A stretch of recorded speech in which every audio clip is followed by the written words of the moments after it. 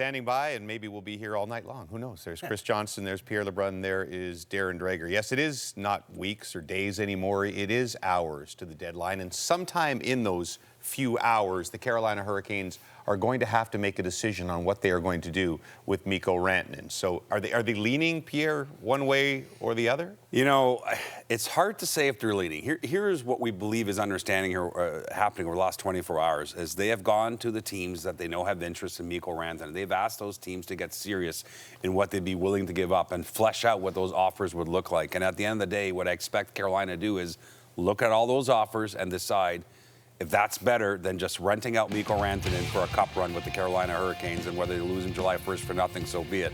They have not made that determination whether they're for sure trading him or for sure keeping him, except that, as many teams told me today, they believe both options remain on the table here on this day. Teams that we believe have interest: the Dallas Stars, the Florida Panthers, Vegas, and LA has showed interest. Among other teams, of course, there's lots of interest, but you know, this is decision time for Carolina, and I don't know if they can let this go late into Friday. I think they have to make this decision sooner than later. Well, you're right, but this is music to the ears of James Duthie, because there is a chance that the crown jewel, which is Mikko Rantanen, can drift into Friday, right? And I'm getting the sense in talking to the sellers who have, forwards that are in play, that that's what's holding it up. Right now, that could change automatically. Maybe a team says, all right, we're not waiting on Mikko Rantanen to see what the haul is. We're going to jump back in, and we're going to make that deal with the Philadelphia Flyers for Scott Laughton or another forward available. But the sense I'm getting is that a lot of teams are waiting to see what Carolina does, and if they trade Mikko Rantanen, what that deal looks like. The smart decision for Carolina: sleep on it. Yeah. Make a decision in the morning around somewhere between After 8 and 2 or something along those lines. Another massive name that surfaced today, and maybe that's not the right phraseology because we've been talking about Brad Marchand, but it felt quiet lately, like that he was going to remain a Bruin past the deadline. Is there now a real possibility he gets dealt? Absolutely, and you're right. Especially he suffered an injury last weekend, so he's out of the Bruins lineup, and the feeling had been all along. I mean, he's been quite clear when he's spoken to reporters that he wants to remain in Boston.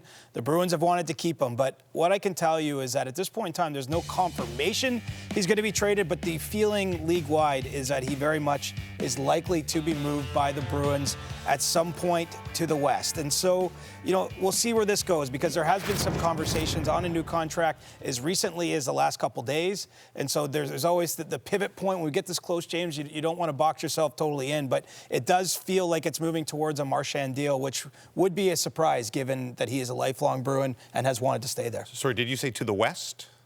To the west of us, yes. Okay. Just clarify, because Toronto fans are going, imagine what would it be like to have Rantanen, or what would it be like to have Marchand in blue and white? And the answer is it would be weird to see him in that uniform, though he'd be very helpful. But for Toronto, does the focus remain elsewhere? It's on center and defense, and there's been lots of speculation on why Brad Treliving might drift away from that. And we know the history of Brad Treliving, right? As an NHL general manager, this man is involved in absolutely everything. So undoubtedly, he's made the calls on the wingers in play, and he's focused on bringing in a defenseman. Conversations with Philadelphia on Rasmus Ristolainen and Carson Soucy with the Vancouver Canucks. But when you look up the middle of the ice, hey, the door still hasn't closed. I know Leaf fans are tired of me talking about Braden Shen and the St. Louis Blues. We're going to continue to talk about Braden Shen until Doug Armstrong says, stop talking about Braden Shen.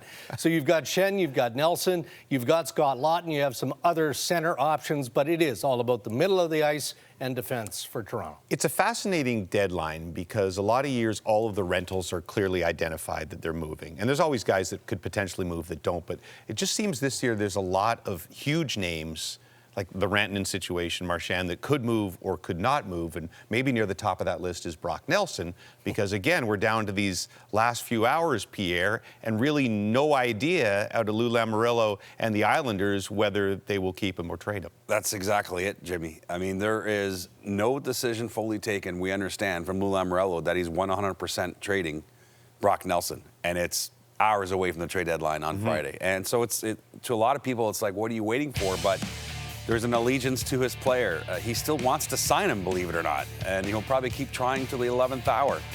There's also the idea that they're 4 points out of a playoff spot on Thursday morning. Do we just keep Brock Nelson if you're the New York Islanders? I think most people would think is probably not the best route, but at the end of the day, there are lots of teams waiting to find out. Winnipeg Jets, New Jersey Devils, Toronto Maple Leafs, Colorado Avalanche among the teams that would like to know. And I've talked to the Islanders about their interest in trading for Brock Nelson.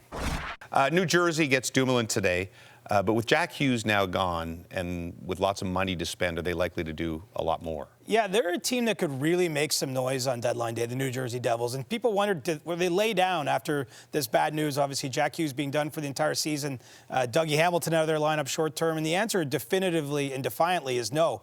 Dumoulin, they got half the money retained on his deal, which might seem like one of those things that just gets lost in the shuffle of a trade like that. But that leaves them something north of $10 million to make a move on deadline day. And so the Devils obviously still looking for another center. They're in on Nelson, as Pierre mentioned. There's been even talk about maybe Ryan O'Reilly. I'm not sure that he actually wants to move on from Nashville. But it's a sign that the Devils, really want to make a big deal here, and they got the cap space to do it. You guys make fun of me almost every year of how desperate I am at the end, because usually on nights like this, it feels like everything's done. Everybody's been traded in the days before, and there's only a handful of names left. It just feels like there's a lot still potentially out there for 2025 and the night before the deadline. We'll see what happens in these few hours left.